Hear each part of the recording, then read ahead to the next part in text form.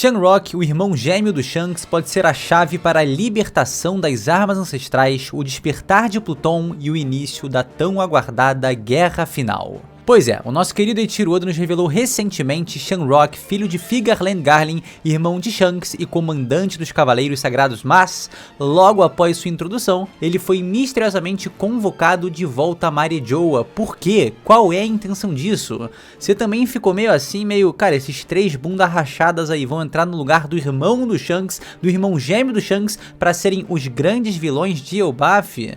Pois é por isso que muita gente acredita que ele vai voltar pro arco, mas, nesse vídeo a gente vai explorar outra possibilidade. Uma teoria fascinante que conecta Shamrock ao cerco dos revolucionários, aos planos do Barba Negra e ao destino, cara, arrepiei, do universo de One Piece. Uma trama que pode ser o estopim do maior conflito dessa história.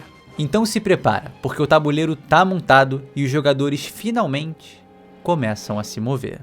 Você já tá ligado, eu sou o Lipe e antes de você pular pra parte inicial da teoria, eu queria dizer pra você uma parada muito importante. Você aí, cara, é muito lindo, tá? E se por acaso você pulou isso aqui, cara, perdeu um elogio que nem sua mãe te faz. Em troca dele, eu te peço um like, tá? Uma inscrição se você não faz parte dessa gigantesca frota e também relaxar vindo comigo pra essa teoria que é uma bomba.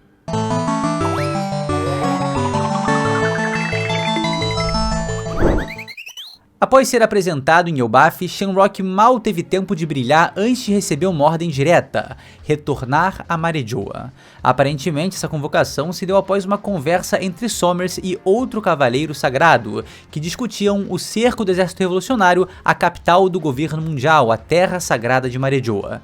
E isso foi um pouco broxante para vários leitores que esperavam uma maior participação do personagem no arco. Eu mesmo fiquei meio assim, né? Só que é aquilo. O Oda toma muitas decisões para escrever a sua história, imagina diversos cenários e sabe o peso de cada escolha. Ele provavelmente entendia esse efeito rebote que alguns fãs sentiriam e mesmo assim optou por esse caminho. E o que parece justificar tudo é exatamente o contexto que agora esse personagem vai ser inserido. O cerco dos revolucionários não é um cerco qualquer, é o culminar de tudo que o Dragon e seus aliados vinham tramando desde o ataque no Reverie, passando pela rebelião das 8 nações. Com esses movimentos estratégicos, o exército revolucionário conseguiu cortar os recursos essenciais do governo mundial: comida, dinheiro através do tributo celestial, armamentos, rotas comerciais e tudo necessário para lascar quem merece ser lascado. E ainda falam que o Dragon só fica no pontinho nas reticências. O cara é excelência em estratégia tático. Eu já deixo aqui avisado que eu sou fã do homem antes que vire moda, porque vai virar, tá? Então se você é do time do Dragão, assim como também era pra ser do time do Gabão antes de virar moda, agora já é, dá um brofício aqui, cara. Bora, vem. Enfim, Marejoa tá sitiada, não fisicamente, mas economicamente, politicamente e logisticamente. E com isso, Dragon tem um objetivo claro: forçar o governo mundial a sair de trás de seus muros fortificados, tirá-los do conforto e da proteção de seu trono celestial e obrigá-los a lutar no campo aberto. E é aí que o homem vai entrar em ação. E é aí que os ventos da mudança vão soprar. E é aí que as asas dos dragões vão duelar. E claro, é exatamente aqui que entram os Cavaleiros Sagrados, a força de elite do governo mundial que está escondida como um trunfo final. Como já ficou claro, o Shamrock é um dos comandantes dos Cavaleiros Sagrados, apesar de até então não ser o comandante supremo, mas independente do cargo ou do título, ele é o comandante ideal para liderar essa ofensiva. Vamos imaginar esse cenário como uma partida de xadrez, Bob Fischer contra Kasparov. O cerco de Dragon é o equivalente a uma parede de peões, um bloqueio quase impenetrável em que qualquer movimento não muito bem pensado abre vulnerabilidades fatais. O governo tá travado e qualquer tentativa de romper o cerco os expõe. Mas e se esse xadrez tiver mais do que 2 jogadores? E se Karpov quiser entrar nessa bagunça? Barba Negra, o agente do caos, observa tudo de longe. E como todo bom estrategista, ele antecipa o movimento de seus adversários. Ele sabe que os revolucionários estão agindo. Ele sabe que os cavaleiros sagrados serão enviados. Ele quer isso. Lafite, seu mestre em infiltração e disfarce, que uma vez foi capaz de invadir a própria Terra Sagrada de Marejoa, já está em posição pronto para agir no momento certo. Ele só precisa que a barreira de peões seja exposta.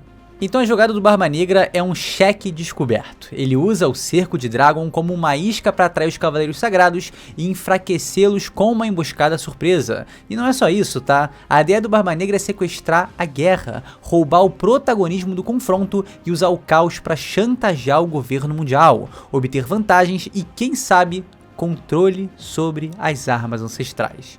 Isso parece muito ousado? Bom, você lembra da participação do cara na Guerra de Marineford? Lembra em como ele usou o caos para obter uma vantagem gigantesca e até roubar a fruta do Barba Branca, que consequentemente culminou em sua ascensão como Imperador dos Mares? Pois é.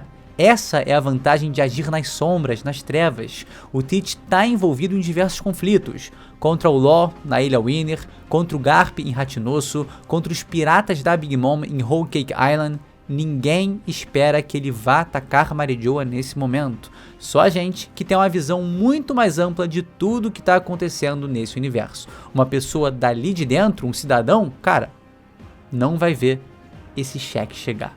E é aqui que o Shamrock se torna o verdadeiro protagonista da próxima fase de One Piece. Se Oda tem planos gigantescos para o Shanks e quer espelhar algo em seu irmão gêmeo, o papel que o Cavaleiro Sagrado vai desempenhar na obra pode ser muito maior do que se espera. Convocado para liderar o contra-ataque contra o Circo de Dragon, ele se vê envolvido numa teia muito maior.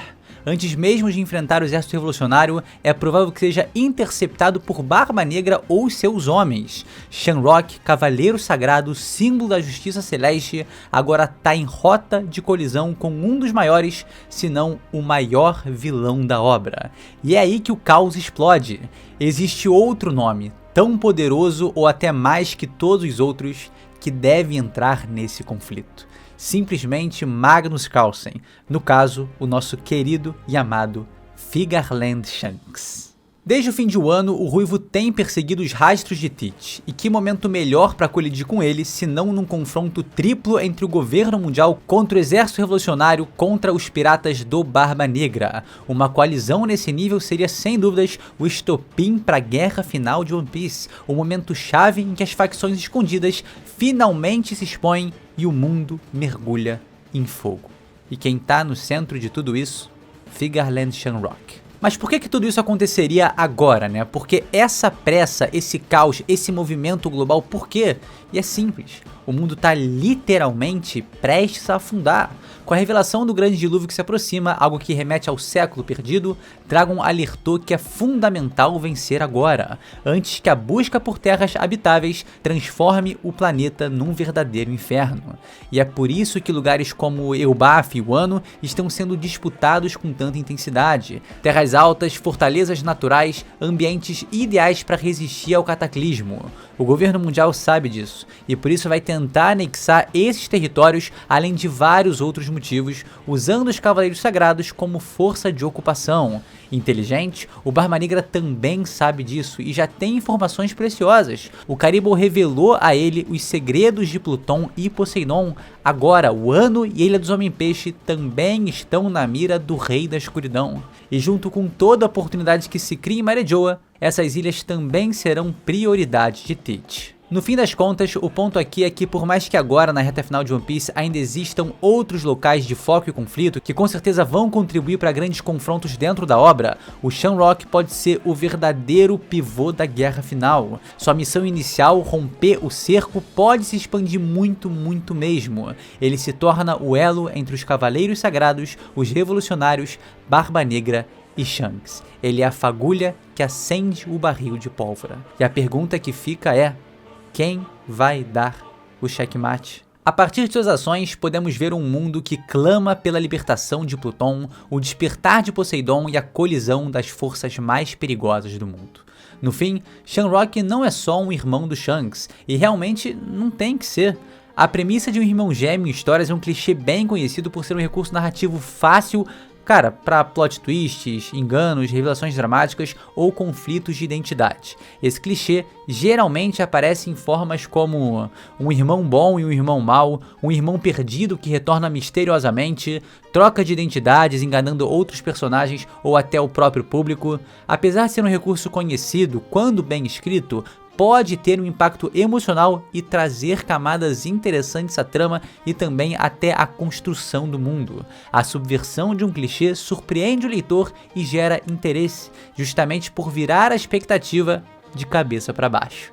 E o Oda, meus queridos, já fez isso tantas vezes que eu só posso depositar minhas confianças nele, mesmo quando o assunto, e a gente sabe que é cabuloso. Porque é cabuloso mesmo. Eu entendo o medo de algumas pessoas em relação ao irmão gêmeo do Shanks, né? Parece perigoso, mas é um caminho que eu confio pro Oda traçar e acho que, cara, essa teoria traz uma vida independente pro personagem, que não funciona em prol do Shanks, né? Ele tem seus próprios interesses, cria seus próprios conflitos e é o que é independente do irmão. Shamrock é um guerreiro, um comandante e talvez a centelha que dará início à última grande guerra. De Elbaf a Marejoa, de Marejoa pro mundo. Enquanto o universo de One Piece se aproxima da sua reta final, é fascinante ver como personagens recém-apresentados como ele já têm potencial para moldar o futuro da obra. O Shamrock, à primeira vista, no grande tabuleiro que é esse mundo, pode parecer só um peão, mas com certeza ele é um cavaleiro dentro desse tabuleiro. Se você gostou dessa teoria e quer ver mais vídeos como esse, cara, deixa seu like, se inscreve no canal se não é inscrito e comenta aqui embaixo. Ó, você acha que o Shamrock vai lutar contra o Shanks, contra o Dragon ou contra o Barba Negra? Essa teoria também te ajudou a expandir a sua visão do personagem sem querer limitar ele ali ao ruivo como se fossem siameses? Eles não são, nem espiritualmente precisam ser, né? Cada um tem sua própria vida e é assim que deve ser. Muito obrigado por me acompanhar até aqui e lembre-se, tá? Quando os deuses descem do céu, é porque chegou a hora da guerra.